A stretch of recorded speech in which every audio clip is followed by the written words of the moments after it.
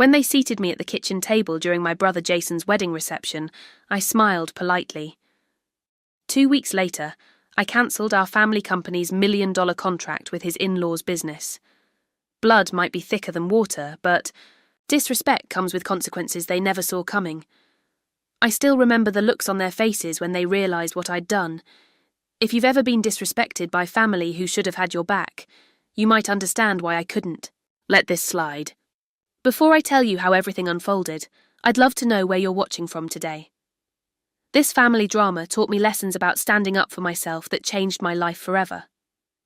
If you enjoy real stories about family betrayal and karmic justice, please hit that subscribe button and like this video. Trust me, you'll want to see how this all plays out. I was never supposed to be the successful one in my family. That role was reserved for my brother Jason. From the time I was little, the dynamic in our household was crystal clear. Jason was the golden child, and I was the one who needed to try harder. At 41, Jason had the kind of natural charisma that made people gravitate toward him. Tall, with an easy smile and effortless charm, he could walk into any room and immediately become the centre of attention. I, on the other hand, was always described as practical and responsible, code words for boring. Our family business, Matthews Construction, was started by my father Thomas 35 years ago. Despite its humble beginnings, I helped transform it into one of the most respected construction companies in the Northeast. After getting my MBA from Wharton, I came back home instead of taking offers from prestigious firms in New York. The company needed a financial overhaul, and I knew I could help.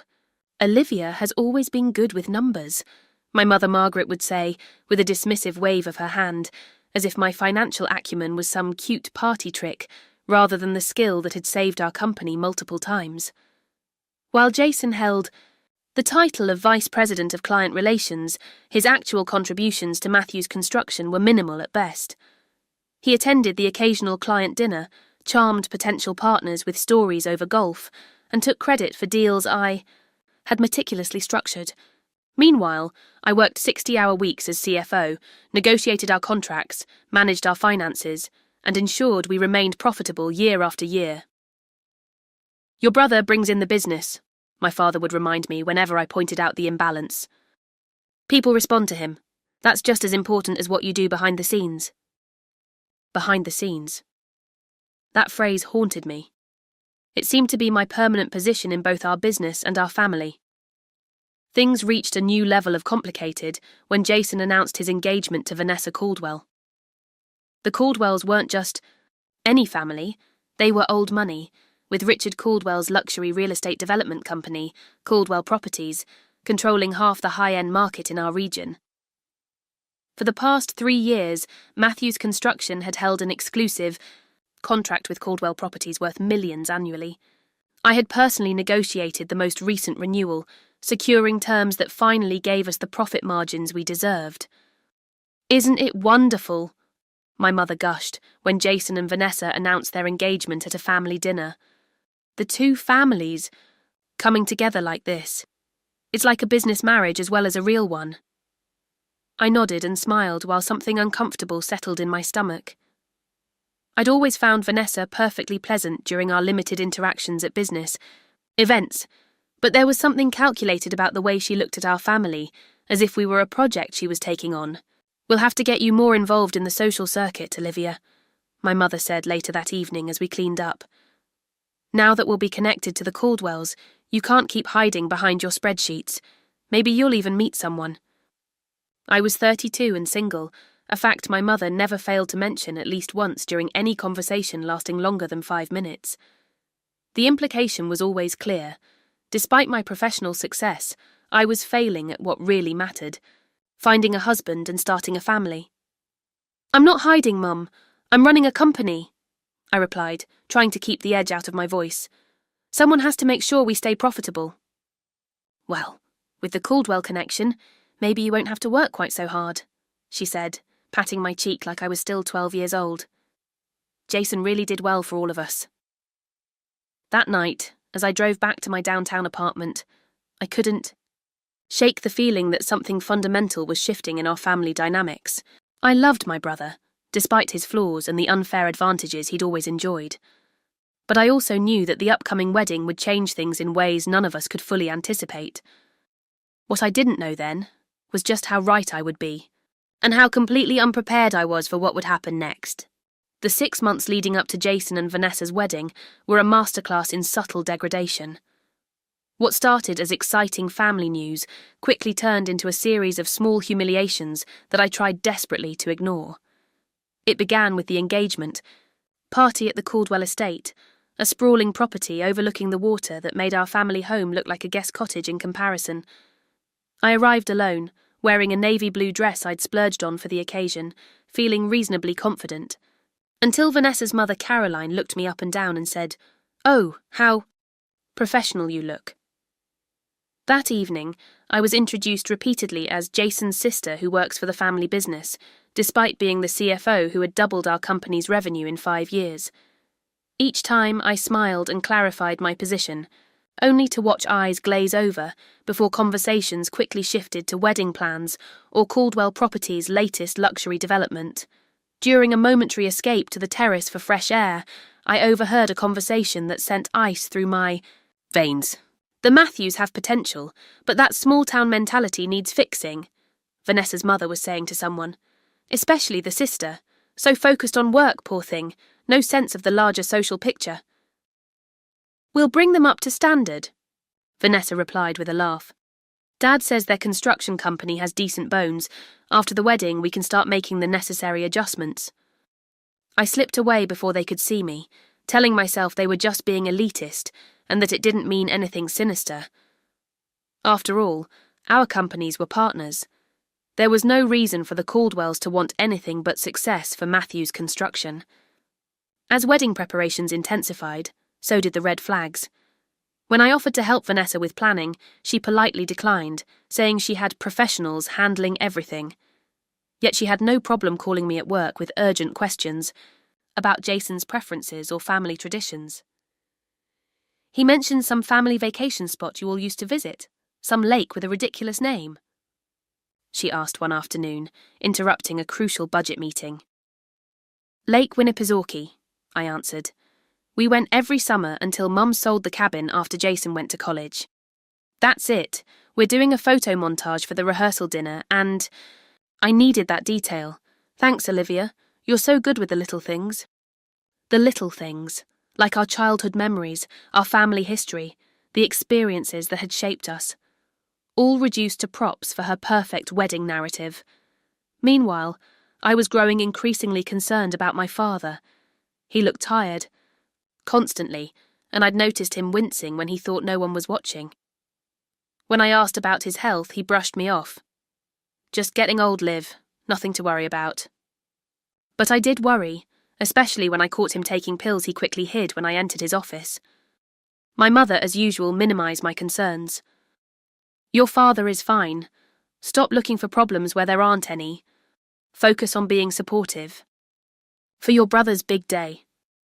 The dress shopping incident was particularly telling, although I wasn't asked to be in the bridal party. "We're keeping it small, just my closest friends," Vanessa explained. My mother insisted I join them to see Vanessa try on wedding dresses. I rearranged my schedule and met them at an exclusive bridal salon in the city, only to sit awkwardly on a velvet sofa while Vanessa's friends made thinly veiled comments about my work attire. "I just admire career women who don't have time to shop," one of them said, eyeing my sensible heels. "So brave to just not care." I caught Vanessa smirking in the mirror as she modelled a gown that probably cost more than my monthly mortgage. Payment. The final straw came when Jason started cancelling our standing monthly sibling dinner, a tradition we'd maintained even during his busiest periods. First, he was swamped with client meetings. Then, Vanessa's parents wanted to discuss wedding details. Eventually, he stopped offering excuses altogether. When I finally managed to get him alone for lunch, 2 months before the wedding, I tried to express my concerns. "I feel like things are changing between us, Jace," I said carefully. "And I'm worried about Dad. Have you noticed anything off with him lately?" Jason sighed and checked his watch. "You're overthinking things, Liv. You always do. Dad's fine. And yes, things are changing. I'm getting married." That's what happens. It feels like more than that. The Caldwells, I'm not sure they respect what we've built with Matthew's construction. His expression hardened. What's that supposed to mean? Just that I've overheard some comments that concern me. About adjustments to the company after the wedding. God. Olivia, he pushed his plate away. Are you really going to do this? Create drama because you're jealous? Jealous? I was genuinely stunned. Of what? You know what? That I found someone. That I'm happy. That for once, something good is happening for me instead of you being Dad's perfect business protégé. His words hit like a physical blow. That's not fair. I've always supported you, even when what? Go ahead, say it. His voice had taken on an edge I'd never heard before. You've always thought you deserved more credit, more control. Well, after the wedding, there are going to be some changes at Matthew's. The Caldwells have some ideas that will take us to the next level, and Dad agrees. He stood up, throwing cash on the table for his barely touched meal. Maybe it's time you figured out if you're really a team player, Olivia, because from where I'm standing, it seems like you're only happy when you're calling the shots. As I watched my brother walk away, I had the distinct feeling that I was losing him to people who saw our family business as nothing more than an acquisition target. What I didn't realise was how literal that loss would become, or that the wedding I was dreading would be even worse than I'd imagined. The morning of Jason and Vanessa's wedding dawned clear and perfect, as if the weather itself had been arranged by the Caldwells. The ceremony and reception were to be held at Vineyard Estate, one of Caldwell Properties' most prestigious holdings. A sprawling winery with panoramic mountain views that typically booked 2 years in advance. I spent extra time getting ready, determined to look my best despite the knot of anxiety in my stomach. My burgundy dress had been carefully selected to match the autumn theme without competing with the bridal party's attire. I'd even splurged on professional hair and makeup, an indulgence that felt necessary given the inevitable comparisons I'd face. When I arrived at the venue 3 hours before the ceremony as requested, I was immediately intercepted by Vanessa's wedding planner, a rail-thin woman with a clipboard and an earpiece who looked me up and down with clinical efficiency. Oh good, you're here. We need someone to coordinate with the vendors. The florist delivered the wrong shade of dahlias, and the band is missing their set list. I'm sorry, what? I'm not part of the wedding staff. I'm the sister of the groom. She consulted, her clipboard with a frown.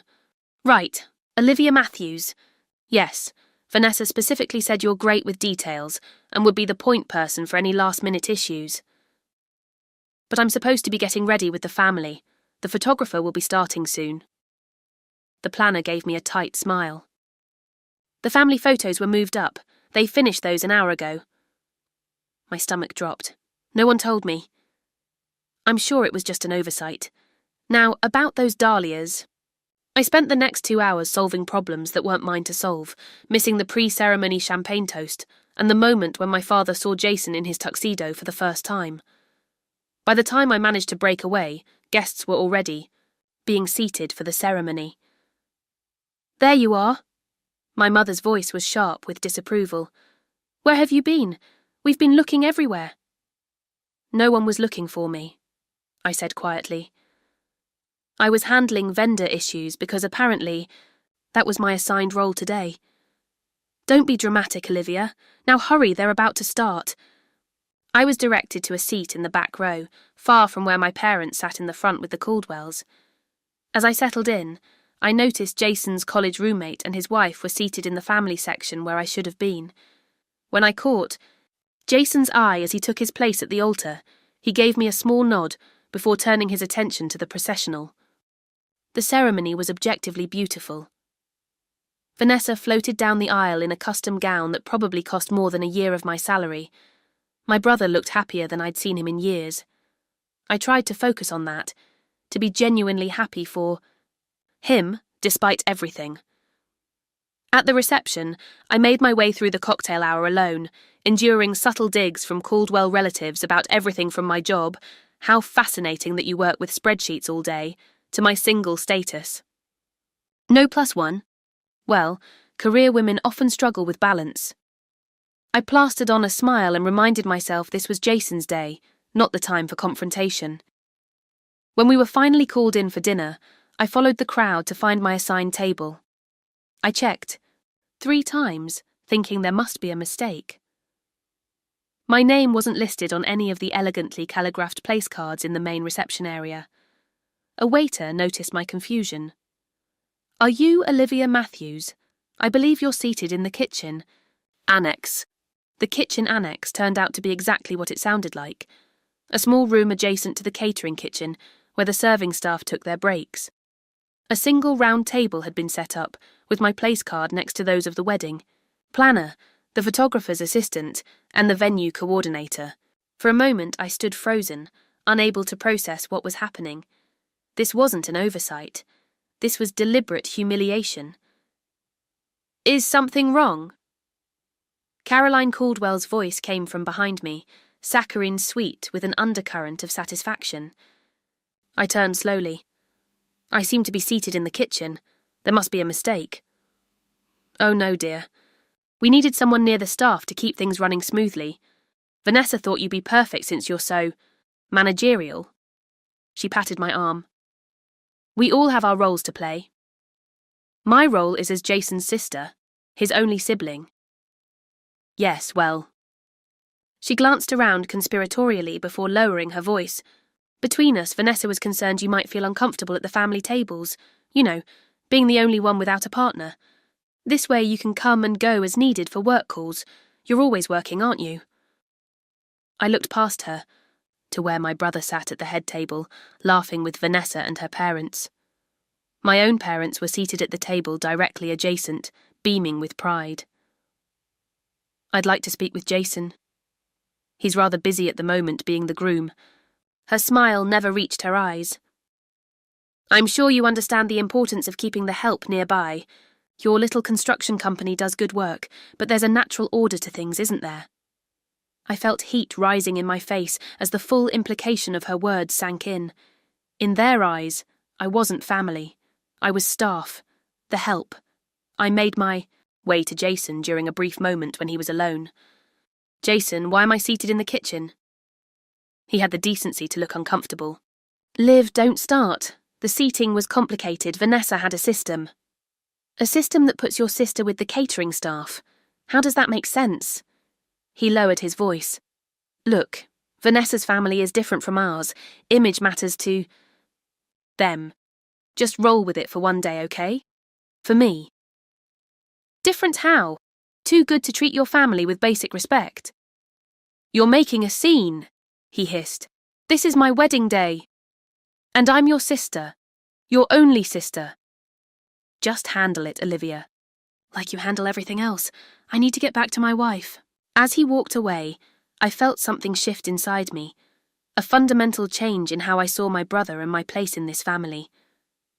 I stood alone, watching the celebration continue without me, when Richard Caldwell stumbled slightly against my shoulder, bourbon in hand. "Ah, the sister," he said, looking me over with the same assessing gaze he probably used on properties he was considering purchasing. "Jason tells me you're quite the numbers whiz. Don't worry, we'll find a place for you after we fix that little construction company of yours. Every business needs someone to balance the books, right?" I stared at him, the pieces suddenly clicking. Together. "Fix our company. What exactly does that mean, Mr. Caldwell?" He laughed, a sound like ice cubes clinking in a glass. "Richard, please. We're family now. And you know how these things go. Synergy, restructuring, progress." He patted my shoulder. "Don't look so worried. We take care of our own." As he walked away, I felt eyes on me from across the room. Several guests had noticed our exchange, and the whispers had already begun. I could feel the weight of their curiosity and pity, the subtle satisfaction of those who enjoy watching someone else's humiliation. With as much dignity as I could muster, I collected my purse and coat and walked out of my brother's wedding reception without saying goodbye to anyone. As I drove away from Vineyard Estate, my phone buzzed with a text from Jason. "Stop making this about you." 5 words that confirmed everything I needed to know about where I stood. 5 words that would change the course of our family forever. The week after Jason's wedding passed in a blur of work and emotional numbness. I buried myself in spreadsheets and projections, finding comfort in the certainty of numbers when everything else in my life felt unstable. At the office, I maintained a professional facade, but inside I was cycling through anger, hurt, and a growing sense of suspicion about what Richard Caldwell had meant about fixing our company. On Friday afternoon, as I was reviewing our quarterly financial statements, something caught my eye. A series of transfers to an account I didn't recognize, each just under $50,000, small enough to avoid triggering automatic alerts but substantial when viewed collectively. I spent the next 3 hours tracking the money, following a deliberately convoluted paper trail that eventually led to a holding company registered in Jason's name. Over the past 18 months, nearly $2 million had been siphoned from Matthews Construction to this entity, which had then invested the funds in various Caldwell Properties developments. My hands were shaking as I printed the documentation. This wasn't just unethical, it was potentially criminal. And given the timing, it seemed clear that this had been happening throughout Jason's relationship with Vanessa. I found my father, still working in his office, looking more tired than I'd ever seen him. When I placed the financial records in front of him, I expected shock, denial, maybe even outrage. What I didn't expect was his resigned sigh. "I was wondering when you'd find this," he said quietly. "You knew?" The betrayal hit me like a physical blow. "Dad, this is embezzlement. Jason has been stealing from our company." "It's not stealing. When it's your own company, Olivia." His voice had a defensive edge. Jason needed capital to establish himself with the Caldwells, to show he was bringing value to the marriage. "So you let him take company funds to impress his fiancée's family? Money we earned through contracts I negotiated? It's an investment in our future. The Caldwell connection is going to take Matthews Construction to a level we never could have reached on our own. By stealing from ourselves? That makes no sense." He rubbed his face wearily. "You wouldn't understand. You've always been about the bottom line, the contracts, the profit margins. Business is more than that. It's relationships, alliances. This merger with Caldwell Properties—" "Merger?" I interrupted. "What merger?" A flicker of something, guilt perhaps, crossed his face. "We're still working out the details. Richard and I have been discussing combining operations for months. It makes sense, Olivia. They have the development properties, we have the construction expertise." "And when were you planning to tell me about this? I'm the CFO. I should be involved in any merger discussions. We wanted to wait until after the wedding, make sure the families were united first." I felt sick. So the wedding wasn't just a marriage, it was a business transaction. "Don't be dramatic. It's a good match all around. Jason and Vanessa are happy together, and this merger will secure the company's future." "What about my future, Dad? Where do I fit in this new merged company?" His eyes slid away from mine. "There would be adjustments, consolidation of certain positions. You're planning to push me out." The realization was like ice water in my veins. My own family is plotting to remove me from the company I helped build. "No one's pushing you out. There would still be a place for you. Just, perhaps not at the same level of authority. Richard feels strongly that his financial team should take the lead." I thought of Caroline Caldwell's smug face as she explained why I was seated in the kitchen. I thought of Richard's condescending pat on my shoulder as he talked about fixing our company. All the pieces were falling into place. "Does Mom know about this?" "She supports whatever decisions will make this family stronger." I laughed bitterly. "Stronger for who? Not for me, clearly." "Olivia?" "No." I gathered the documents I'd printed. "I need some time to process this.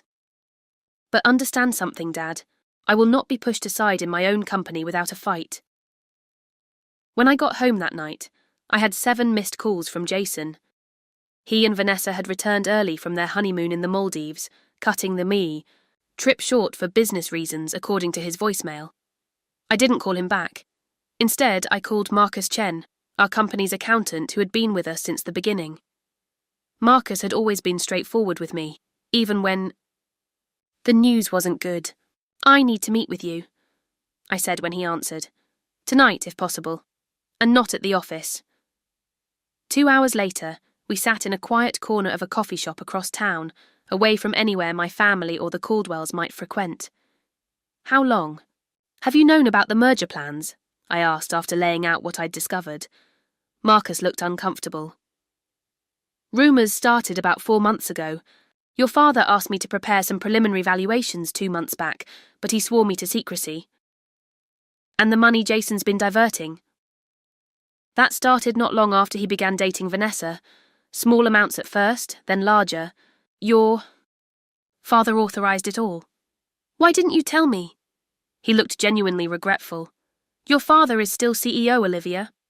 He was clear that this was to be kept from you until after the wedding. I'm sorry. I should have said something." "What else don't I know?" Marcus hesitated. "The merger terms. They're not favourable to Matthew's construction. From what I've seen, Caldwell Properties would essentially absorb us. Your father would remain as a figurehead for a transition period, but control would shift entirely to Richard Caldwell. And my position? Eliminated. The plan mentions a consulting role for you, but no real authority."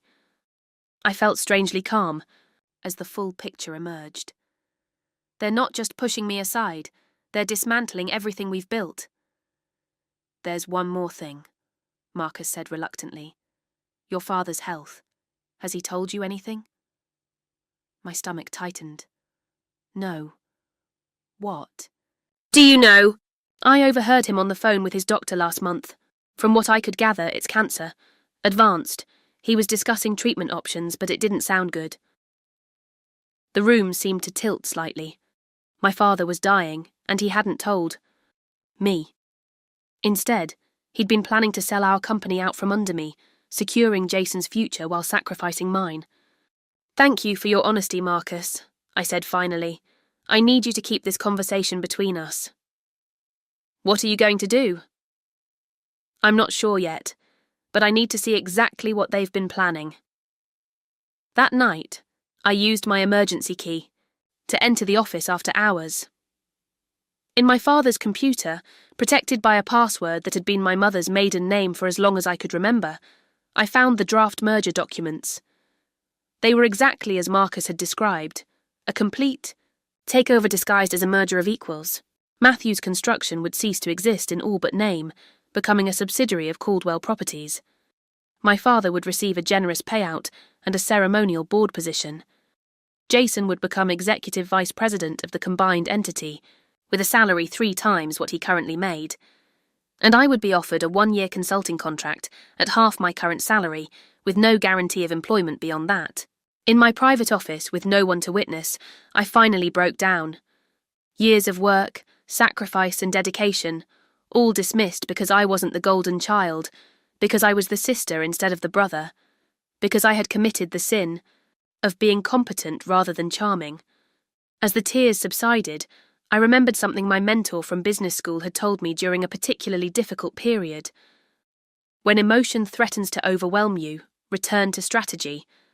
Think not about how you feel, but about what you know and what leverage you have. I dried my eyes and began to review the contract I had negotiated with Caldwell Properties 3 months earlier. As I read through the clauses I had insisted on, a realization dawned slowly. In my thorough approach to protecting Matthew's Construction, I had unknowingly created a shield against this very situation. There, in Section 17, subsection C, was a termination clause I had fought for. This agreement may be terminated with 30 days' notice by either party in the event of significant corporate restructuring, change in ownership, or merger activity, with such notice requiring only the signature of the CEO or CFO of the respective organisations. I was the CFO. I could cancel our contract with Caldwell Properties with my signature alone. And based on what Marcus had told me about their financial situation, they were overextended on several development projects that depended on our construction services. For the first time since the wedding, I felt something other than despair. I had leverage. I had power. And I was finally ready to use it. I'd been pushed around and underestimated by my family for years. But sitting in that office, Looking at this contract clause I'd insisted on, I realised something important. Sometimes when people treat you like you're invisible, they forget you can see everything they're doing. If you've ever been in a situation where you discovered your own power after being underestimated, leave a comment below. I'd really like to know how you handled it. On Monday morning, I contacted Matthews Construction's lawyer, Patricia Winters. We had worked closely together during my time as CFO, and I trusted her discretion. When I laid out what I had discovered, she listened without interruption, taking meticulous notes. "Let me understand this clearly," she said when I finished. "Your father and brother have been planning a merger that would effectively dissolve your position, while simultaneously diverting company funds to invest in Caldwell projects, all without your knowledge as CFO." "That's correct, and now I need to know my options." Patricia reviewed the contract with Caldwell Properties carefully, paying special attention to the termination clause I had identified. "This is solid, Olivia. You do have the authority to terminate the contract independently. The question is whether that's the best strategic move." "What do you mean?" "Terminating the contract would certainly cause problems for Caldwell Properties, but it might also damage Matthews Construction in the short term. We need to understand exactly how dependent each company is on the other." Over the next 2 days, I quietly gathered information, careful not to alert my father or brother to what I was doing. I discovered that Caldwell Properties had pre-sold units in 3 luxury developments that were scheduled to begin construction within the next 2 months, projects that required Matthews Construction's expertise and resources. If we pulled out, they would be forced to find another construction company on short notice, likely at a much higher cost if they could find anyone at all in the current market. Meanwhile, while the Caldwell contract represented about 40% of our business, we had a diversified enough client base to survive its loss, especially if we could secure new contracts quickly. I also learned something else critical. My father's cancer was more advanced than even Marcus had indicated. During a private conversation with my father's assistant, I discovered he had been given 6 months to a year to live. The merger wasn't just about business. It was my father's attempt to secure the company's future before his death, and he had chosen to bet on Jason rather than me. The knowledge was a dagger to my heart, but it also strengthened my resolve. I would not let my father's misplaced faith in my brother destroy everything we had built. My next step was to reach out to key employees whose loyalty I needed to ensure. I had always treated our team with respect, fighting for their bonuses and promotions when my father and Jason thought such things unnecessary. Now I needed to know who would stand with me if things became difficult. Sam Torres, our head of operations, was blunt when I approached him. "I've been waiting for someone to notice what's been happening. Count me in, whatever you need. Half the team knows something's wrong, they just don't know what." Emily Reeves, our marketing director, was equally supportive. "The Caldwells have been impossible to work with on the joint marketing campaigns. They treat us like we're beneath them. If you're planning to push back, I'm with you." By Wednesday, I had secured the quiet support of most of our executive team and project managers. I had also reached out to Norton International, a development company that had been trying to partner with us for years, but had been rebuffed by my father due to his loyalty to the Caldwells. "We'd be very interested in discussing potential collaborations," Michael Norton told me during our confidential meeting, especially if certain exclusive arrangements were no longer in place. That evening, I was working late when Jason appeared in my office doorway. He looked tanned from his honeymoon but strangely tense. "You've been avoiding my calls," he said, closing the door behind him. "I've been busy. Running a company takes time." "We need to talk, Liv. About the wedding, about the future of Matthews Construction." I gestured to the chair across from my desk. "I'm listening." As Jason began explaining how the seating arrangement at the wedding had been a misunderstanding, and how the planned merger with Caldwell Properties was a tremendous opportunity for everyone, I discreetly pressed record on my phone. Virginia was a one-party consent state for recordings, and I needed evidence of what I suspected was coming. "The thing is," Jason continued, his tone becoming more candid as he relaxed, "the construction industry is changing. We need to evolve. Richard has connections, influence that we've never had access to. And what does that evolution look like for me? I asked, keeping my expression neutral. Jason hesitated, then seemingly decided honesty was the best approach. Look, the truth is, there's some redundancy in the financial departments. Richard's team is top-notch, very sophisticated. So I would be redundant? Not completely. We were thinking more of a consulting role, less day-to-day responsibility. It would free you up to finally have a personal life. He attempted a smile. Maybe meet someone, start a family. Isn't that what you want? What I want, I said carefully, is to be respected for the work I've done building this company. To have my position and contributions acknowledged, not dismissed. Nobody's dismissing anything, Liv, but sometimes we have to make sacrifices for the greater good. Dad's not going to be around forever, you know. So he's told you about the cancer. Jason's surprise was genuine. How did you know about that? I make it my business to know things that affect this company. Just like I know about the $2 million you've diverted to invest in Caldwell projects. His face hardened. That was a strategic investment approved by Dad, and it's none of your business. I'm the CFO. Financial matters are exactly my business. For now, he said, the mask of brotherly concern slipping completely. But after the merger, things will change. Richard and Dad have already agreed. It's happening, Olivia. You can either get on board and accept a role that fits your capabilities, or you can make this difficult and end up with nothing. I see. And when did my brother become someone who threatens his sister with nothing if she doesn't comply? I'm being realistic. The Caldwells are powerful, Liv. More powerful than you realise. This merger is happening with or without your approval. We'll see about that. As Jason left my office, his parting words confirmed everything. Don't fight. This, Olivia.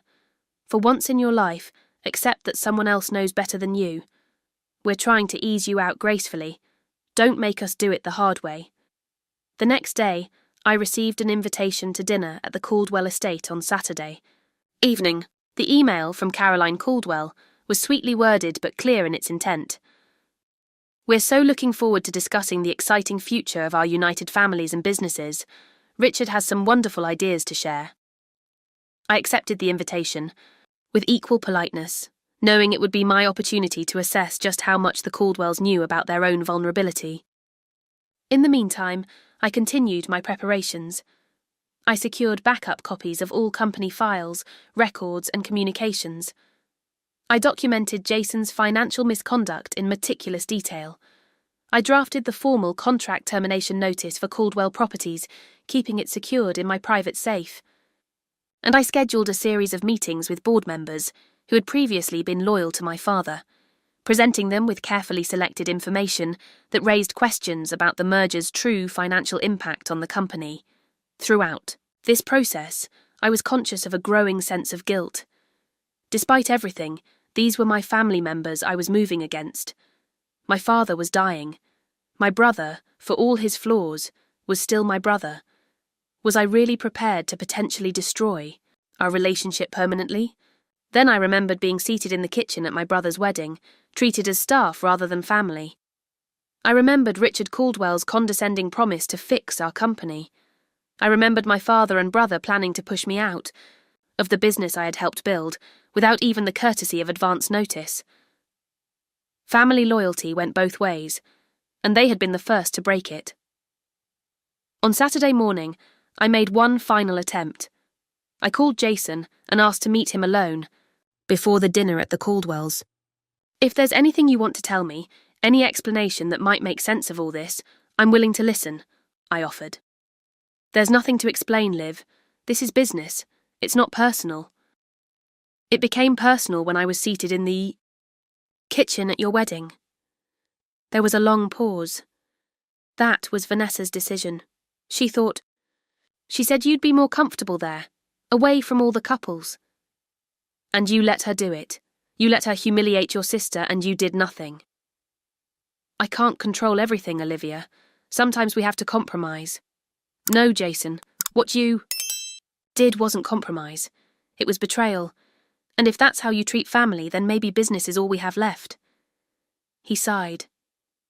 Just come to dinner tonight. Hear what Richard has to say. Please. For Dad's sake, if not for mine. I agreed, knowing it would be the last opportunity to turn back before I set my plan in motion. But as I hung up, I knew in my heart that the decision had already been made. Not by me, but by them, long before I ever discovered their scheme. That evening, as I dressed for dinner at the Caldwells, I looked at myself in the mirror and barely recognized the woman staring back. She looked calm, determined, even a little dangerous. For the first time in my life, I understood what it meant to choose self-preservation over family harmony, to value my own worth above others' expectations. No more kitchen tables, I promised my reflection. Never again. The morning of the Caldwell Properties showcase event dawned bright and clear. The irony wasn't lost on me that the weather seemed to favour momentous occasions involving the Caldwell family. This particular event had been planned for months. A lavish presentation of their newest luxury development to potential investors, partners, and high-end clients. Matthews Construction was featured prominently in all the marketing materials as their exclusive construction partner. I arrived at my office at 6 a.m., 3 hours before our normal opening time. The termination notice I had prepared sat in a sealed envelope on my desk. After one final review with Patricia, I signed my name with a steady hand. There was no going back now. At 7:30, I placed the formal contract termination letter on Richard Caldwell's desk at Caldwell Properties headquarters. His assistant hadn't arrived yet, and security knew me well enough to let me through without question. I left a similar copy for their legal department. By 8 a.m., I had called an emergency board meeting at Matthews Construction for 9 o'clock. As CFO, I had the authority to call such meetings for urgent financial matters, and this certainly qualified. At 8:45, my father arrived at the office, looking confused when he saw the executive team already gathering in the conference room. "Olivia, what's going on? Why is the board meeting today?" "There's an urgent matter we need to discuss, Dad. I've uncovered some financial irregularities that require immediate attention." His face paled slightly. "This could have waited until after the Caldwell event. You know how important today is." "This can't wait. Trust me." By 9 o'clock, the boardroom was filled with our executive team and board members.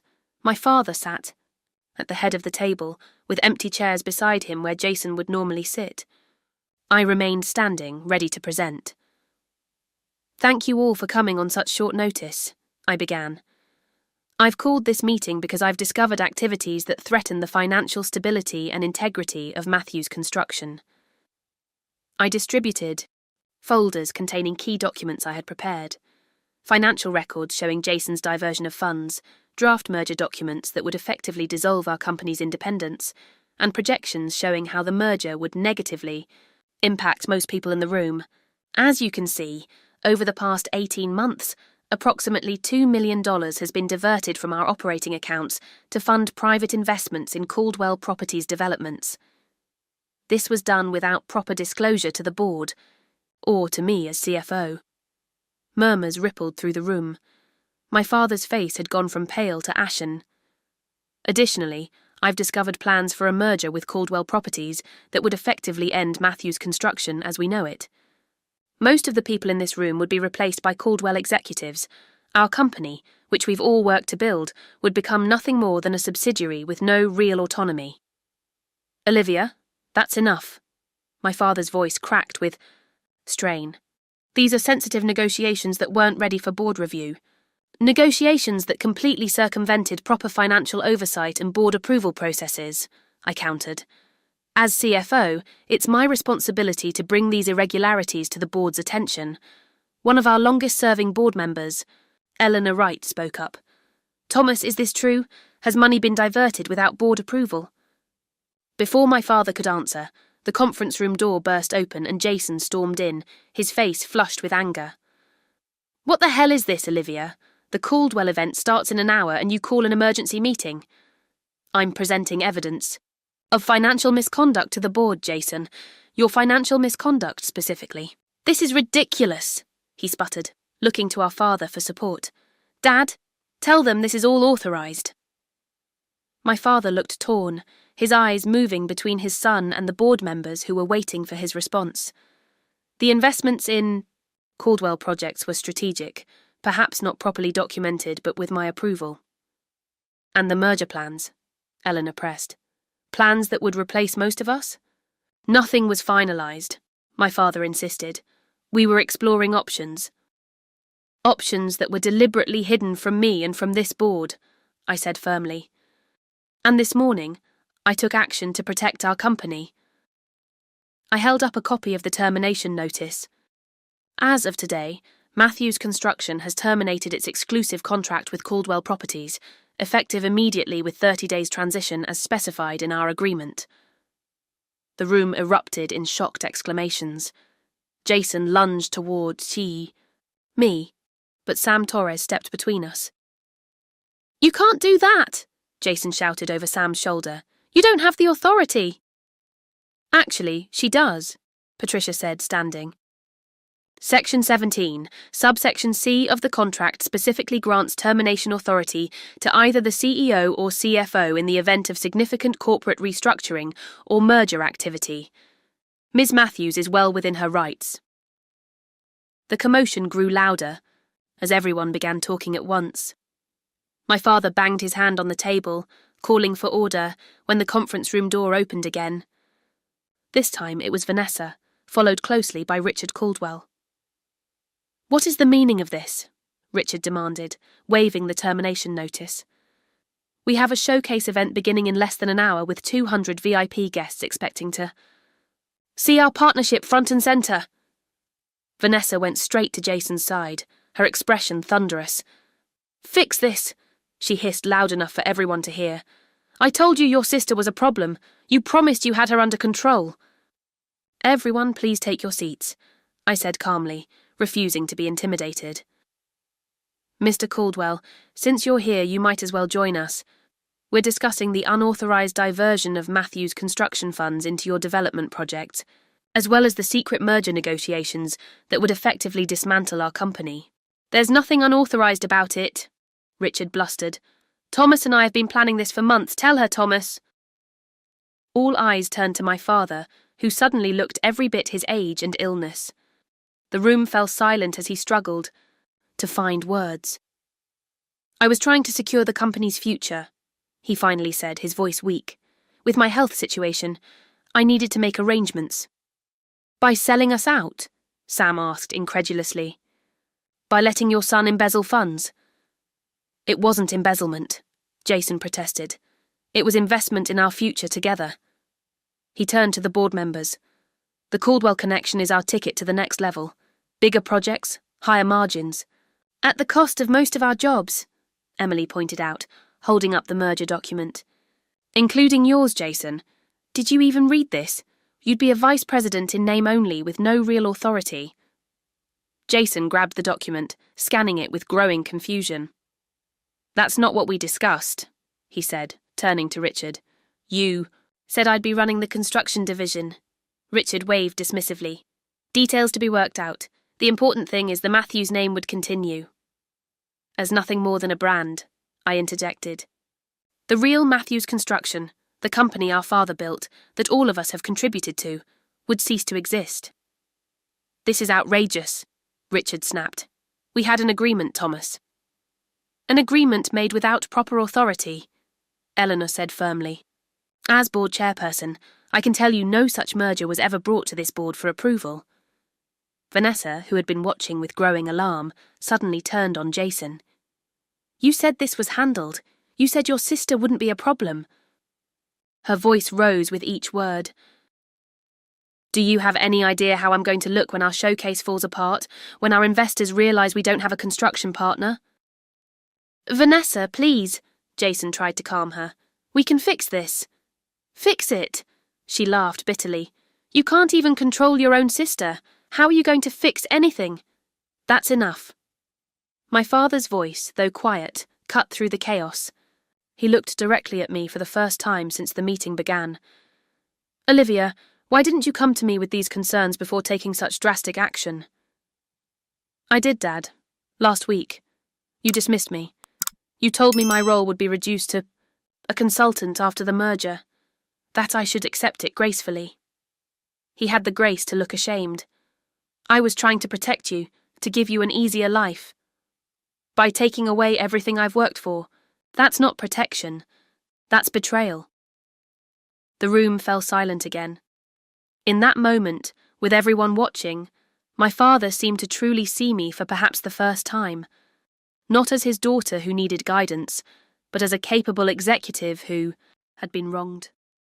The kitchen, he said quietly, at the wedding. Was that true?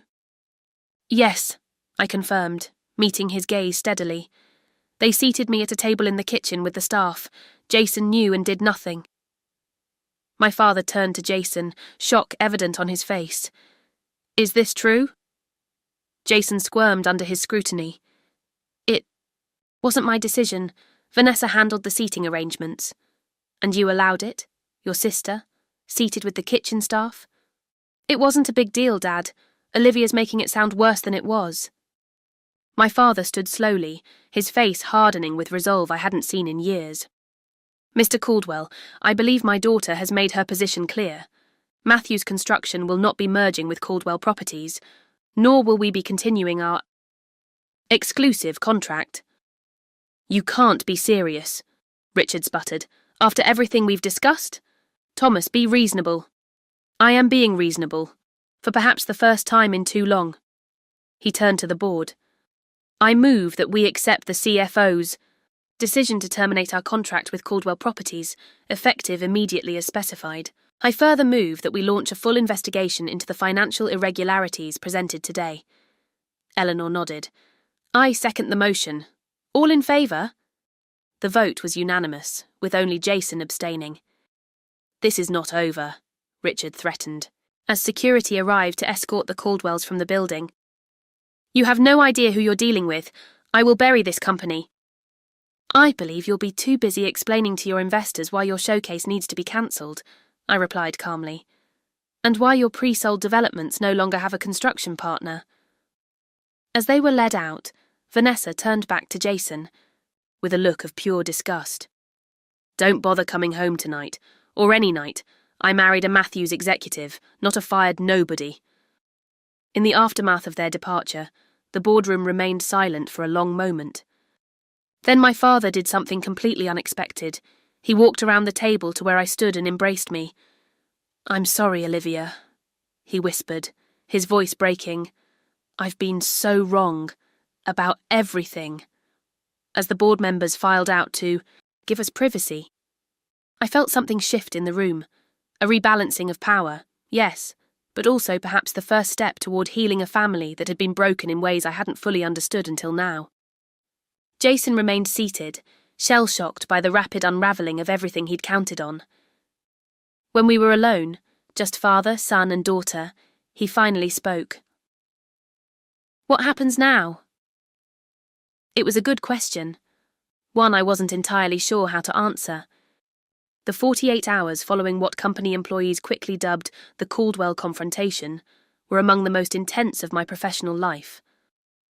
News of the terminated contract spread through the industry like wildfire, with Caldwell Properties, stock dropping 15% by market close the same day. Their showcase event was hastily converted into a vision presentation, but investors weren't fooled. Without a construction partner, their timeline projections were meaningless. Meanwhile, I worked around the clock with our team to stabilise Matthews Construction.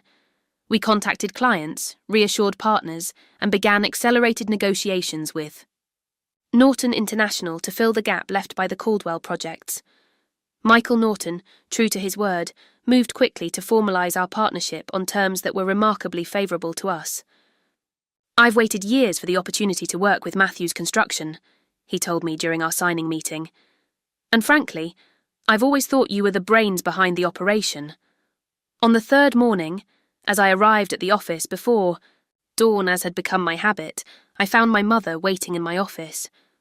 She looked like she hadn't slept in days, her normally perfect appearance dishevelled in a way I'd never seen before. How could you do this? She demanded without preamble. Your father's health has deteriorated dramatically. The doctor says the stress may have taken months off what little time he has left.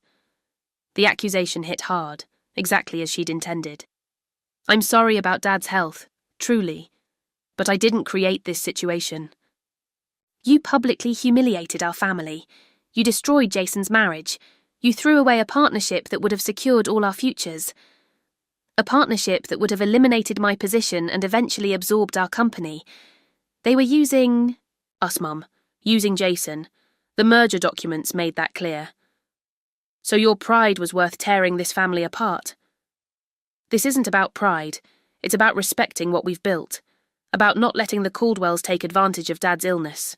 To steal our company. She shook her head in disgust. I always knew you were ambitious, Olivia. But I never thought you'd put business ahead of family. That's rich coming from you. Where was your concern for family when they seated me in the kitchen at Jason's wedding? When did you stand up for me then? A flicker of discomfort crossed her face. That was unfortunate, but hardly worth this level of retaliation. It wasn't just the wedding. It was years of being treated as less than, of having my contributions minimised, of watching Jason get credit for my work. So, this is about jealousy. No, Mom, this is about justice, about finally saying enough is enough. She stood to leave. Well, I hope your justice keeps you warm at night. I've moved out of the house to stay with Jason.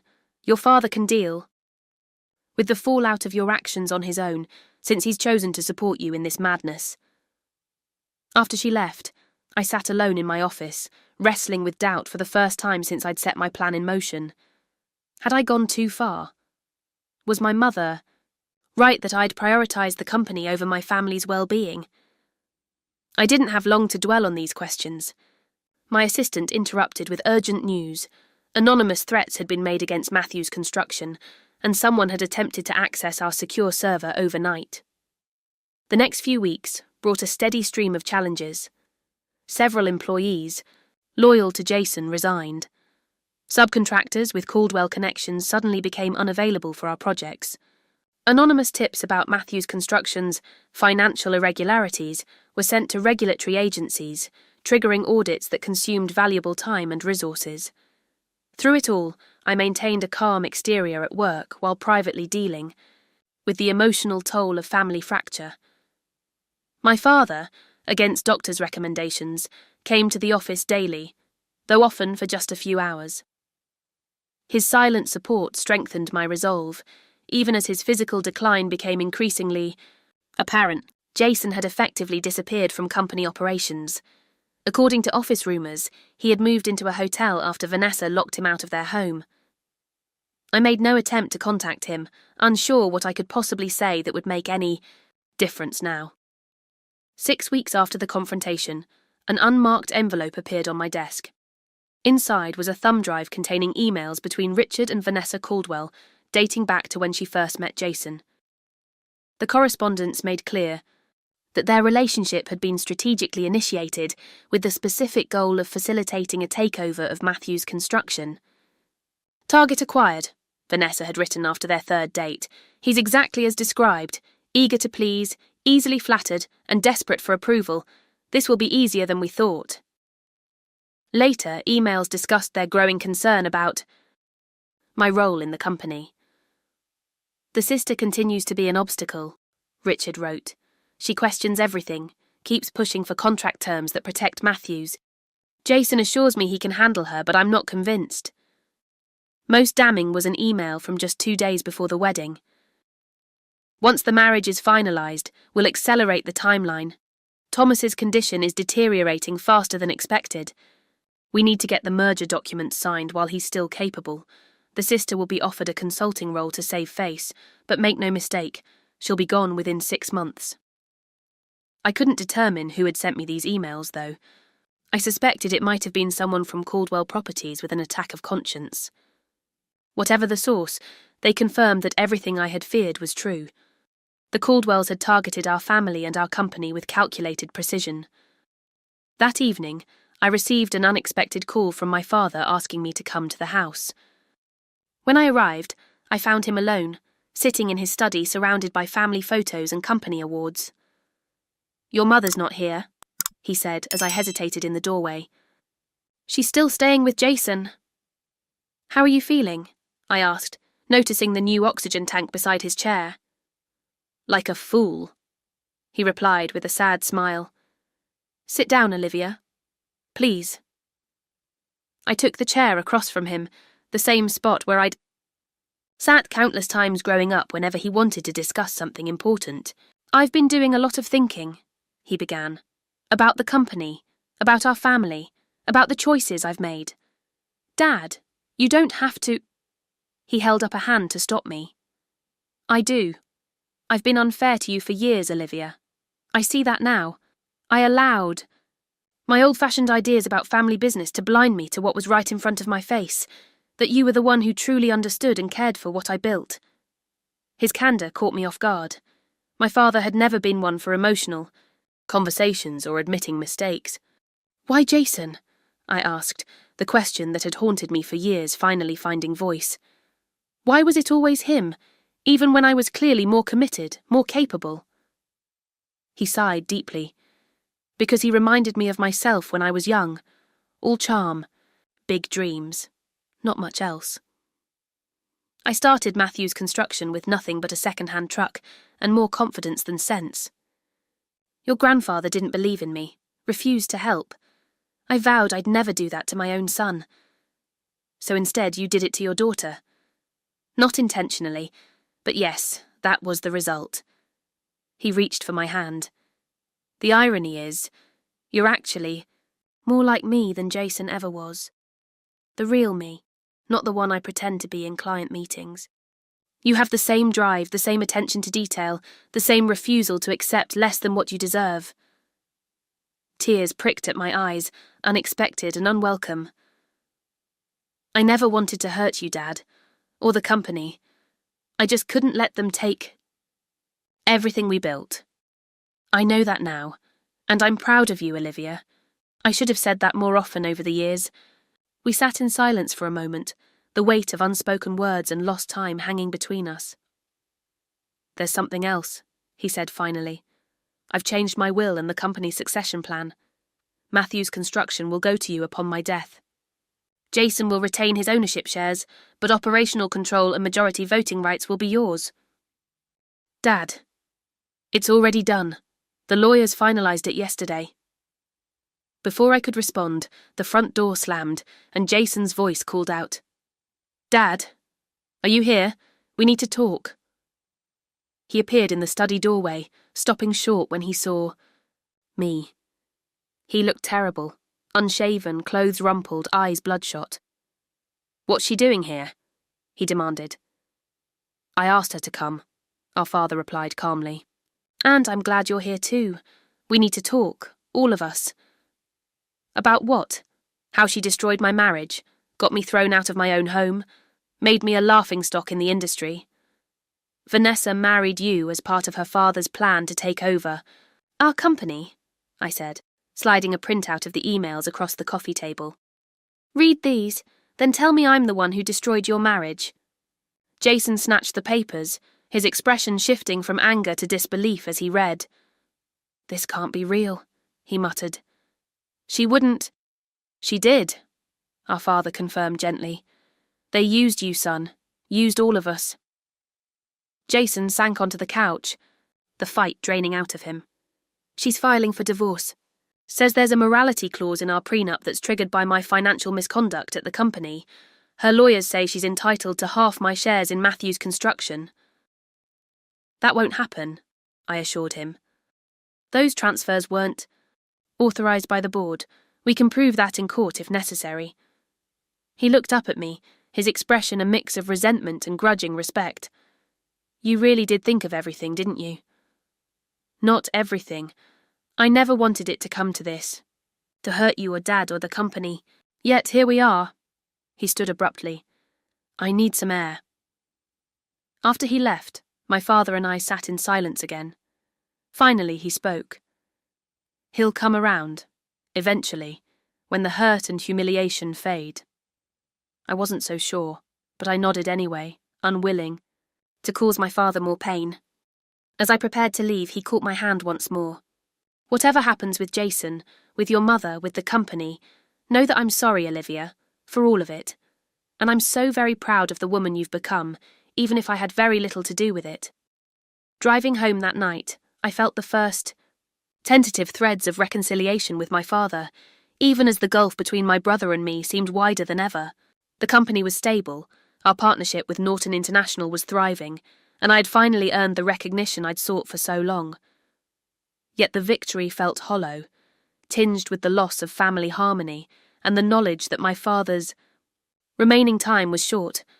I had won the battle for Matthew's construction, but the cost to our family remained to be fully calculated. What I didn't know then was that the most unexpected developments were still to come, from the direction I least anticipated. 3 months after the boardroom confrontation, I arrived at my office to find a young man waiting outside my door. He stood as I approached, extending his hand with a nervous smile. "Ms. Matthews? I'm Michael Caldwell, Vanessa's younger brother." I tensed immediately, wary of another Caldwell ambush. "How did you get in here?" "Your assistant let me through. I told her it was important." He gestured to the chair beside him. "I only need 5 minutes of your time, please." Against my better judgment, I unlocked my office and motioned him inside. Michael Caldwell was nothing like his father or sister. Where they projected calculated confidence, he seemed genuinely uncertain, fidgeting with his watch as he took a seat. "I'll be direct," he said. "Caldwell Properties is in serious trouble, more trouble than anyone outside the family realizes. And you're telling me this because I think you deserve to know. The attempted takeover of Matthew's construction wasn't just about expansion, it was about survival. My father overextended on 3 major developments, assuming the Matthews merger would provide the construction expertise and financial stability needed to complete them." I studied him carefully. "Why are you really here, Mr. Caldwell?" He sighed, running a hand through his hair. "Honestly, because I'm tired of the way my family operates. I've spent my entire life watching my father and sister manipulate and use people. I was supposed to be part of the family business, but they've always kept me on the periphery because I question their methods." "So this is revenge?" I couldn't keep the skepticism from my voice. "No, it's atonement, maybe." He pulled a flash drive from his pocket and placed it on my desk. "This contains internal Caldwell Properties financial projections, partnership agreements and loan documents. You'll see they're headed for bankruptcy within 6 months, unless they find another construction partner willing to work at below market rates." I made no move to touch the drive. "Why should I believe anything from a Caldwell?" "Because, unlike my father and sister, I don't have anything to gain by lying to you. I'm the family disappointment, the one who studied environmental design instead of finance, who questions the ethics of our developments, who thinks maybe business shouldn't always be about maximizing profit at any cost." There was something genuine in his frustration that made me reconsider my initial judgment. "Let's say I believe you. What do you expect me to do with this information?" "Nothing. Use it. Ignore it. That's your choice. I just thought you should have all the facts." He stood to leave. "For what it's worth, I was disgusted when I heard about the wedding seating. That was Vanessa's idea, but my father approved it. They thought humiliating you would make you more likely to accept a diminished role after the merger. As he reached the door, curiosity got the better of me. "Michael, why did you really come here today?" He paused, hand on the doorknob. "Because I saw someone finally stand up to my family and win. That's not something I've witnessed before." It made me think maybe things could be different. After he left, I had the flash drive contents verified by our IT team before reviewing them. Everything Michael had said was true. Caldwell Properties was in dire financial straits, with Richard Caldwell having leveraged company assets for personal investments that had performed poorly. The attempted takeover of Matthew's construction had indeed been a desperate survival move rather than simple expansion. I was still processing this information when my assistant interrupted with urgent news. My father had been rushed to the hospital after collapsing at home. By the time I arrived at the hospital, my mother and Jason were already there, standing tensely on opposite sides of the waiting room. Neither acknowledged me as I entered, but the doctor's arrival forced a temporary truce. "Mr. Matthews has had a significant decline," the doctor explained gently. "The cancer has spread more aggressively than we anticipated. He's stabilised for now, but I need to be clear. We're talking about weeks rather than months at this." "Point!" My mother broke down in tears while Jason turned away, his shoulders rigid with emotion. I thanked the doctor and asked when we could see him. "He's asking for all of you. Together." The three of us entered my father's hospital room in uncomfortable silence. He looked so diminished in the hospital bed, surrounded by monitors and tubes, that my chest physically ached at the sight. "Finally," he said weakly, attempting a smile. "My whole family in one room again." My mother rushed to his side, taking his hand and smoothing his hair with a tenderness I hadn't witnessed in years. Jason hung back near the door, while I moved to the opposite side of the bed. "No more fighting," my father said, his voice barely above a whisper. "Life's too short, I should know." "Thomas, don't talk like that," my mother scolded gently. "You need to save your strength." "For what, Margaret? So I can pretend a little longer that our family isn't broken?" He looked at each of us in turn. "I don't have time for pretense anymore." He turned to Jason first. "Son, I failed you by making things too easy. By never challenging you to be more than charming. I thought I was being supportive, but I was actually holding you back." Jason looked stricken. "Dad, you don't have to—" "Let me finish. I'm proud of you, but not for the reasons you think, not for the deals or the connections. I'm proud of how you care for people, how you remember everyone's birthdays, how you visited old Mr. Henderson every week after he retired until the day he died. That's your real gift, not charm, but genuine care for others. I should have helped you build on that instead of pushing you into roles that never fit." He turned to me next. "Olivia, I've already said much of what I needed to say to you, but your mother needs to hear it too.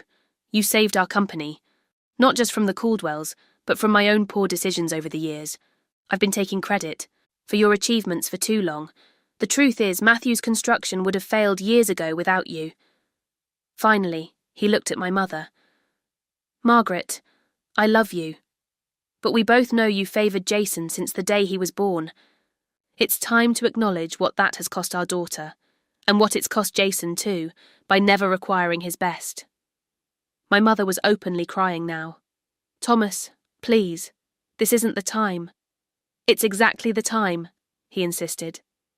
"I'm not asking you all to pretend the hurt hasn't happened. I'm asking you to acknowledge it, and then decide if this family is worth saving, because I won't be here to hold it together anymore."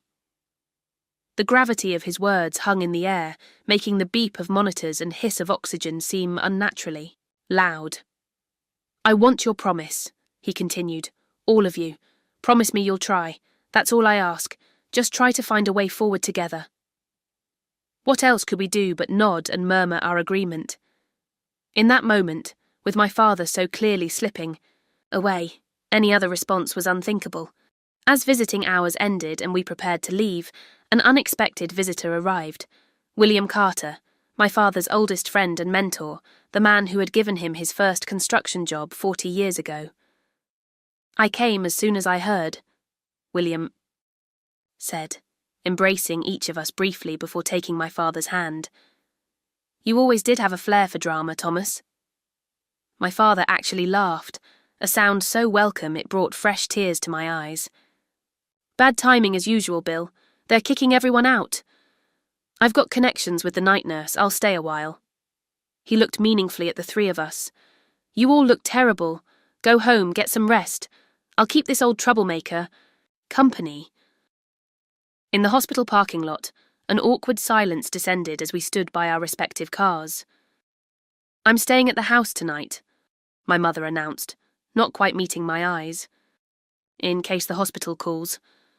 "I'll come too," Jason said after a moment's hesitation. They both looked at me expectantly.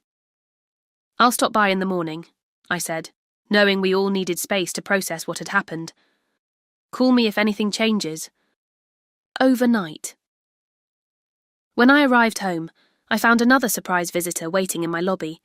Michael Caldwell again, looking even more anxious than during our morning meeting. I heard about your father, he said. I'm so sorry. But there's something else you need to know. My father is planning to file suit against Matthews Construction tomorrow. He's claiming breach of contract, fraud, a whole list of things. It's baseless, but he's desperate and determined to cause damage. How do you know this? I overheard. Him on the phone with his lawyers.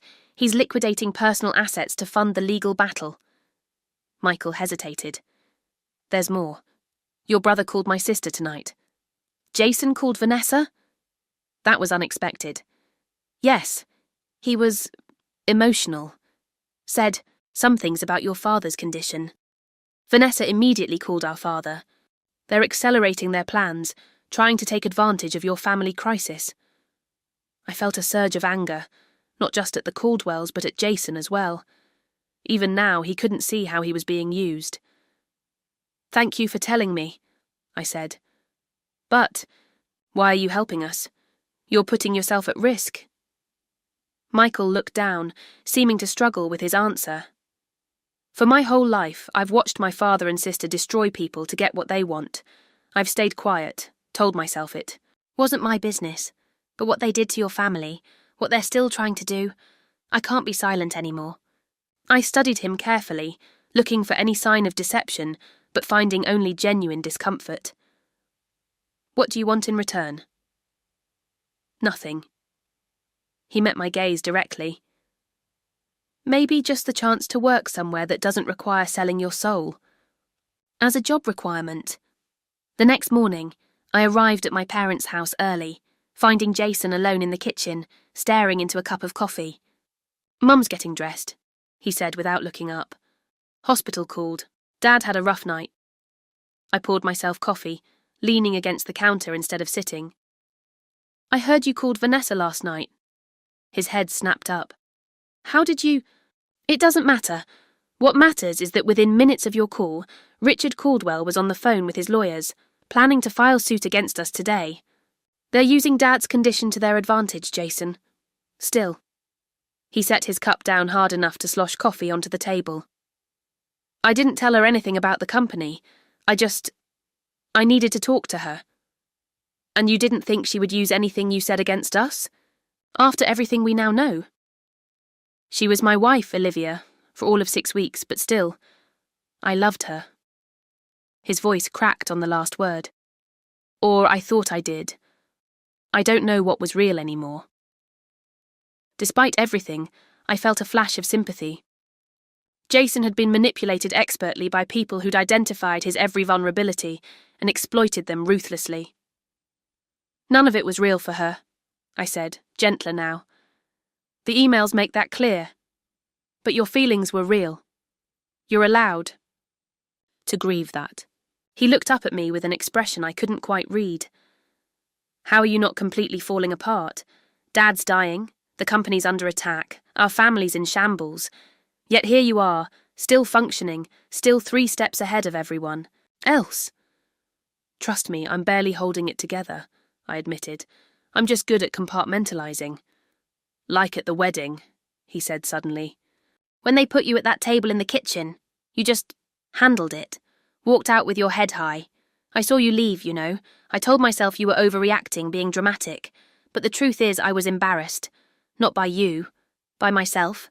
For letting it happen. It was perhaps the most honest thing my brother had ever said to me. Before I could respond, my mother appeared in the doorway, dressed impeccably as always, despite the circumstances. We should go, she said. The doctor wants to speak with all of us. At the hospital, we received the news we'd been dreading. My father had taken a significant turn for the worse overnight. The doctor spoke of making him comfortable and saying goodbyes in the gentle euphemisms of imminent loss.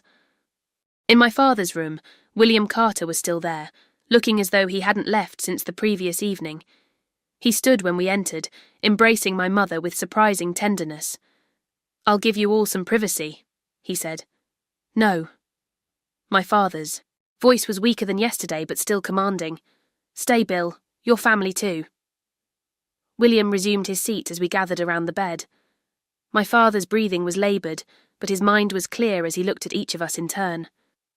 "I don't have much time," he began, "so listen carefully. Matthew's Construction is more than a company. It's my legacy, but a legacy is worthless if there's no one to carry it forward." He reached for my hand.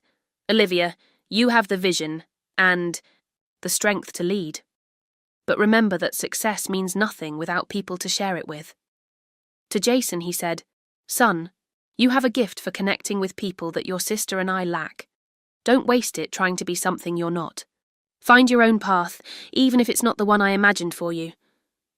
Finally, to my mother, "Margaret, these are your children, both of them.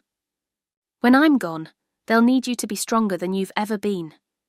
To love them equally, even when it's difficult."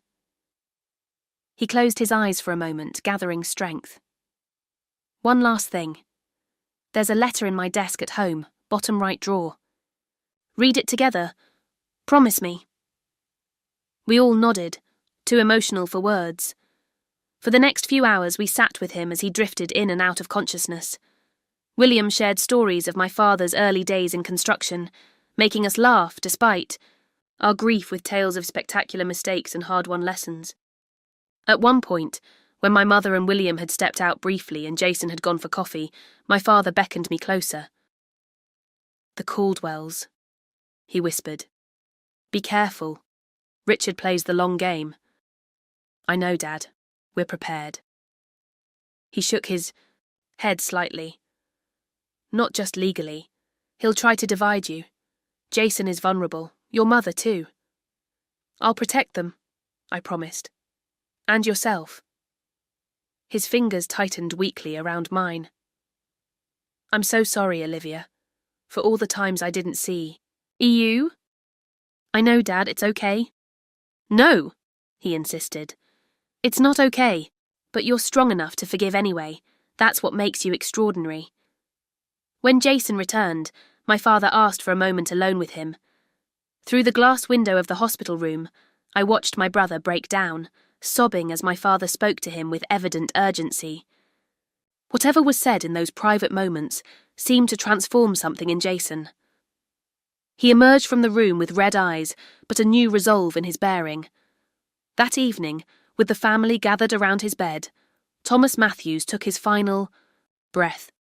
The room fell silent except for my mother's quiet weeping and the machines that would soon be turned off. In the days that followed, we moved through the necessary rituals of death, the funeral arrangements, the obituary, the steady stream of visitors offering condolences. Richard Caldwell did indeed file his lawsuit, but it was temporarily overshadowed by the community's response to my father's passing. As a respected business leader who had employed hundreds of local residents over the decades, his funeral was attended by nearly 1,000 people. 3 days after the funeral, the three of us gathered in my father's study to read the letter he had mentioned. My mother sat in his chair, hands trembling slightly as she opened the envelope. "My dear family," she read aloud. "If you're reading this, then I've moved on to whatever comes next. I've never been good at expressing my feelings, but perhaps in writing, I can find the words that eluded me in life. Margaret, my love for 42 years, you've been my constant, my North Star. But in your desire to protect our son, you've sometimes failed to see our daughter's worth. This wasn't fair to either of our children. Jason needed challenges, not protection. Olivia needed recognition, not endless expectations. I hope you can find balance now. Jason, my son, I've given you many things, but perhaps the greatest disservice was never requiring you to earn them. The ease with which opportunities have come to you has prevented you from discovering your true potential. It's not too late. Find something you truly care about and pour yourself into it, not for my approval or anyone else's, but for your own satisfaction. Olivia, my daughter, you've always had to work twice as hard for half the recognition, and that burden falls squarely on my shoulders. Yet you've excelled despite this unfairness. Your intelligence, determination and integrity have built Matthew's Construction into what it is today. Trust these qualities in yourself, but remember that vulnerability is not weakness, it's human. As for the company, it will face challenges in my absence. The Caldwells will not give up easily. Stand together. Remember that while business is important, family is irreplaceable. Find a way forward that honours both. I leave you with this final thought. Forgiveness is not about forgetting wrongs or pretending hurts didn't happen. It's about choosing to move forward unburdened by the past. Forgive each other. Forgive yourselves. And perhaps, when you're ready, forgive even those who sought to harm you. Not for their sake, but for your own peace. With all my love, Thomas. We sat in silence when my mother finished reading, each lost in our own thoughts. Finally, Jason spoke. I'm moving back to the house for a while, if that's okay, Mum. I need to figure some things out. My mother nodded. Of course. This is your home too. He turned to me. And I want to come back to the company. Not as VP, I didn't earn that, but I'd like to start over, find where I can actually contribute. I studied my brother, seeing genuine humility in his expression for perhaps the first time. We could use help with client relations, not the flashy parties, but the real relationship building, checking in on projects, making sure clients feel heard. I'd like that, he said quietly. My mother cleared her throat. Olivia, I owe you an apology. Many apologies, actually. I've been unfair to you for a very long time. Mum, you don't have to. Yes, I do. Your father was right. I favoured Jason, made excuses for him, while holding you to impossible standards. I was wrong. She straightened her shoulders. But I'd like the chance to do better if you'll let me. It wasn't a perfect reconciliation. There were too many years of hurt for that. But it was a beginning, a small opening that might, with care and time, widen into something like healing. The next day at the office, I received another visit from Michael Caldwell. This time he came with a proposal. I've left Caldwell Properties, he announced. Officially resigned this morning. My father is furious, of course. Sees it as the ultimate betrayal. What will you do now? I asked. That's actually why I'm here. I have a background in sustainable design and marketing. I was wondering if Matthews Construction might have a place for someone with those skills. The irony wasn't lost on me, hiring a Caldwell in the aftermath of their attempted takeover. But Michael had proven himself an ally when we needed one most. We're expanding our green building initiatives, I said after consideration.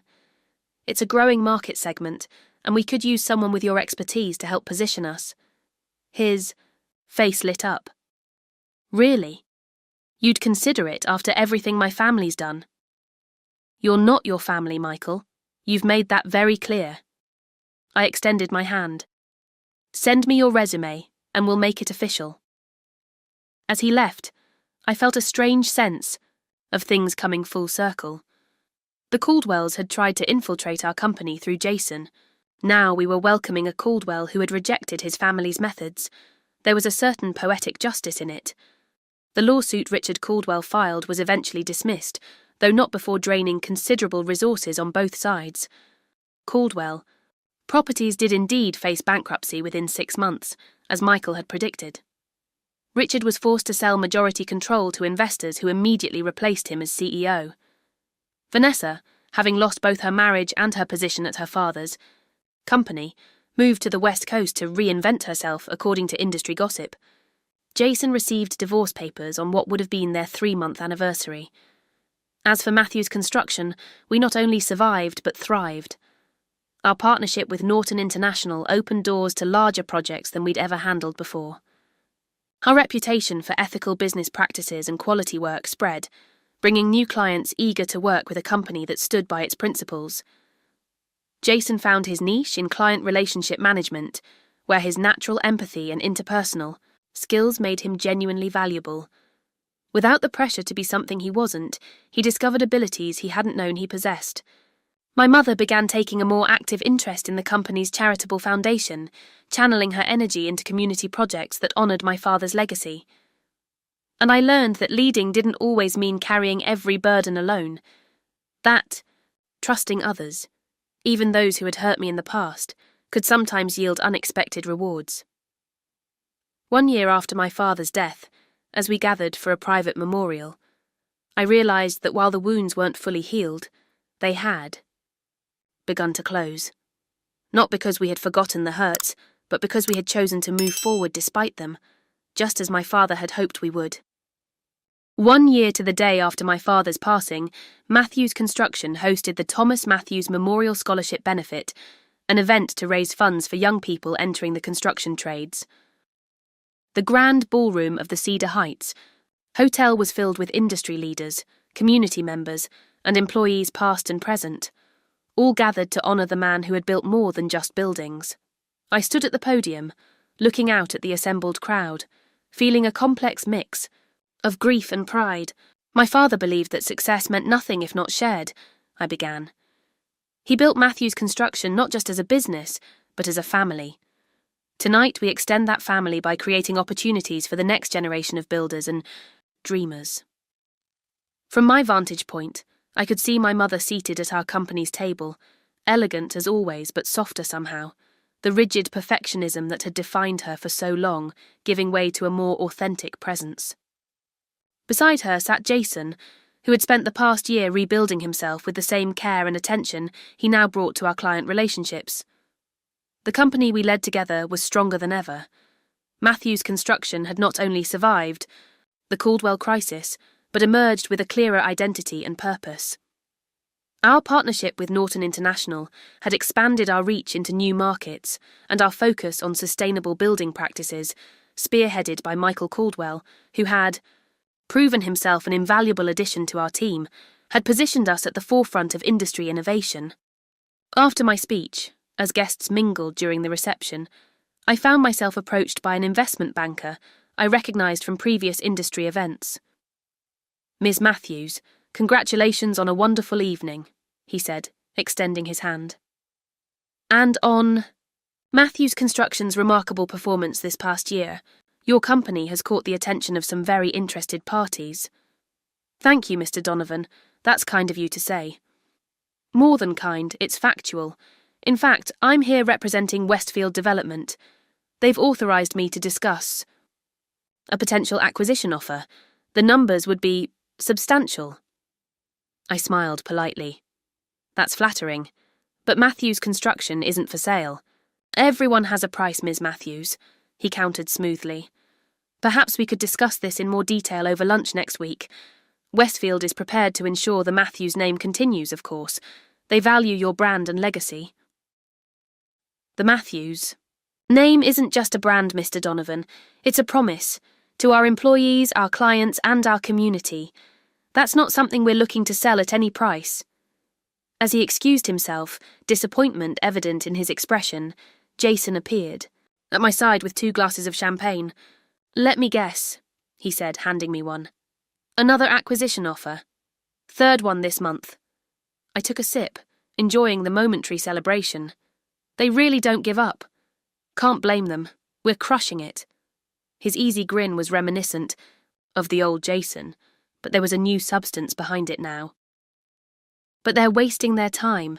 This is a family business, and we're not for sale at any price." "Speaking of family," I nodded toward the entrance where Michael Caldwell had just arrived, looking slightly uncomfortable in the formal setting. "I'm still getting used to seeing a Caldwell on our team." "He's earned his place," Jason acknowledged. "The sustainability initiative has brought in 6 new clients this quarter alone." We watched as our mother spotted Michael, and to my surprise, waved him over to join her table. The sight of Margaret Matthews willingly engaging with a Caldwell would have been unthinkable a year ago. "Mum's really changed," Jason remarked. "We all have, I guess. For the better, I hope." He turned to face me directly. "Definitely for the better, at least for me. I'm not sure I ever properly thanked you, Liv." "For what?" "For stopping me from destroying everything. For giving me a second chance I definitely didn't deserve." His voice grew serious. "For seeing who I could be instead of who I was." "That's what family does," I replied. "Or what it should do, anyway." As the evening progressed, I circulated through the crowd, greeting clients and employees, accepting condolences and congratulations in equal measure. It was during a quiet moment by the memorial display of my father's photos that I encountered an unexpected face. Vanessa Caldwell stood before a picture of my father breaking ground on his first major project, studying it with an expression I couldn't read. She had lost the polished glamour that had once defined her, dressed now in the uniform of the event staff serving drinks and hors d'oeuvres. She turned as I approached, recognition and then alarm flashing across her face. "Olivia, I didn't know this was your event. It's the Thomas Matthews Memorial Benefit," I said mildly. "The name didn't give it away." She flushed. "I'm just working. I needed the job." The woman who had once seated me at the kitchen table during her wedding reception was now serving drinks at my event. The symmetry was almost too perfect, much like the neat karmic justice of a fairy tale. But real life is messier than stories, and the woman before me looked more broken than villainous. "How are things with your father?" I asked, genuinely curious. "He's in Arizona, starting over, he says." She gave a brittle laugh. "Without me. Apparently I was part of the failure." "And you're working catering jobs?" "Among other things. Turns out my skill set doesn't translate well to actual work." She met my eyes briefly, then looked away. "I suppose you're enjoying this." I considered her question seriously. A year ago, I might have savoured this reversal of fortune. Now I found I took no pleasure in her downfall. "Actually, no," I said honestly. "I'm not. I never wanted to destroy anyone, Vanessa. I just wanted to protect what was mine." She nodded slowly. "You were smarter than I thought." A catering manager called her name from across the room. "I should get back to work." As she turned to go, I made a split-second decision. "Vanessa, Michael is here tonight. He's working with us now, heading our sustainability initiatives. You might want to say hello." She looked genuinely surprised. "He's speaking to me? After everything?" "Family is complicated," I said simply. "But it's still family." Later that evening, as the event wound down to its final hour, I found myself standing beside the large windows overlooking the city skyline. So much had changed in a year. The company was thriving under new leadership and directions. My relationship with Jason had evolved into something approaching a true partnership, each of us contributing our distinct strengths, even my mother, and I had reached a tentative peace, learning to appreciate each other's differences rather than fighting against them. "Penny for your thoughts?" Michael Caldwell joined me at the window, 2 coffee cups in hand. He offered one to me. "Just reflecting," I said, accepting the coffee gratefully. "It's been quite a year." "That's an understatement." He glanced back, toward the room. "I saw my sister earlier. Thank you for that." "Did you talk to her?" "Briefly. It's a start." He hesitated. "She's not doing well. My father essentially cut her off when the company failed." "That seems harsh considering she was following his playbook." "That's Richard Caldwell for you. Success is the only value that matters." He shook his head. "I spent my whole life trying to earn his approval before I realised it wasn't worth having." The honesty of his statement resonated with me. How much of my own life had been spent seeking my parents' approval? The difference was, I'd eventually found it, too late in my father's case, but found nonetheless. "What about you?" Michael asked. I overheard that investment banker making his pitch. Sounded like a serious offer. It was, but some things aren't for sale. Even at any price. I smiled, especially at any price. As the event concluded, guests departing with handshakes and embraces, I found myself standing with my mother and brother at the memorial photo display. The 3 of us, so fractured a year ago, now stood side by side, a family still healing but intact. "He would have loved tonight," my mother said softly. "Seeing the company thriving, the family together." "The scholarship was a good idea, Liv," Jason added. "Practical but meaningful. Very Dad." We shared a moment of silence, each lost in our own memories of Thomas Matthews. "I have something to show you both," I said finally. Come with me. I led them to the hotel's rooftop terrace, where the city spread out before us in a tapestry of lights. In the near distance, the distinctive shape of our newest project rose against the night sky, a sustainable mixed-use development that combined affordable housing with green spaces and community resources. The Thomas Matthews Community Centre, I announced, opening next month, the first project completed under our new partnership model. My mother pressed her hand to her mouth, eyes shining with tears. It's beautiful, Olivia. It's more than beautiful, Jason said. It's meaningful. Important. Exactly what Dad would have wanted his legacy to be. As we stood together, looking out at the physical manifestation of everything we'd fought for, and nearly lost, I felt a sense of completion that had eluded me for most of my life. The kitchen table incident at Jason's wedding, an event that had once seemed like the ultimate humiliation, now appeared as merely the catalyst that had set necessary changes in motion. Matthew's construction wasn't just surviving, it was evolving into something better than before. Our family wasn't just coexisting, we were learning to truly see and value each other. And I wasn't just succeeding professionally, I was finding balance and meaning beyond the boardroom. The revenge I had taken by pulling our company's contract hadn't been about punishment in the end.